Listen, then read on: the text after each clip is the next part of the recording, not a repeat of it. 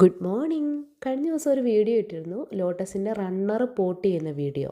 ആ ഒരു റണ്ണറിൻ്റെ ഇപ്പോഴത്തെ അവസ്ഥയാണ് നിങ്ങൾ കാണുന്നത്. നമ്മൾ ഒഴിച്ചു കൊടുത്ത ആ വെള്ളമൊക്കെ തെളിഞ്ഞ് നന്നായിട്ട് നമ്മുടെ പ്ലാന്റ് കാണാൻ പറ്റുന്നുണ്ട്.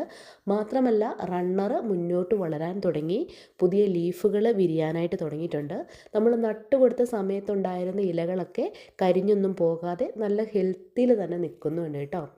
നമ്മുടെ ലോട്ടസിൽ ധാരാളം പൂക്കൾ ഉണ്ടാവാനും നല്ല ഹെൽത്തി ആയിട്ടുള്ള ഇലകൾ ഉണ്ടാവാനും നമ്മുടെ താമര വയ്ക്കുന്ന സ്ഥലത്ത് 6 മുതൽ 8 മണിക്കൂർ വരെ സൂര്യപ്രകാശം ലഭിക്കണം. സൂര്യപ്രകാശം ലഭിച്ചെങ്കിൽ മാത്രമാണ് നമ്മുടെ താമര നല്ല രീതിയിൽ വളരുകയും പൂവിടുകയും ചെയ്യുള്ളൂ. അതുപോലെ തന്നെ നമ്മൾ താമര വയ്ക്കുന്ന ടബിലെ വെള്ളം സൂര്യപ്രകാശത്തിൻ്റെ ചൂടേറ്റ് നല്ല രീതിയിൽ ചൂടാവും. ഈ സമയത്ത് ചിലർക്കൊക്കെ സംശയം ഉണ്ടാവും, ഈ വെള്ളം ഇതുപോലെ ചൂടായ പ്ലാന്റ് നശിച്ചു പോകുമെന്ന്.